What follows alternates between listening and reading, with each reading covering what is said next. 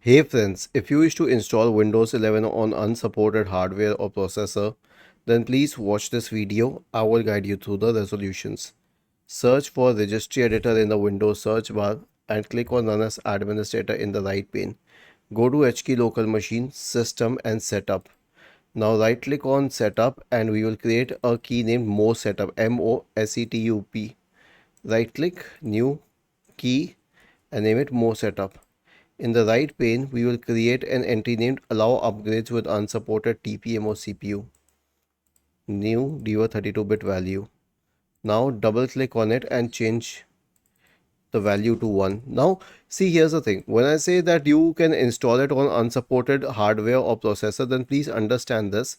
You will be able to install it without TPM, but you will still need a sufficient space of 64 GB, and you will still need a RAM of at least 8 GB, because if you do not have a RAM of 8 GB, the computer will start hanging or freezing.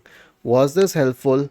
If yes, then please subscribe to the channel, and if not, then let us know in the comment section of the video on how we could help you further. Thank you for watching this video and have a nice day.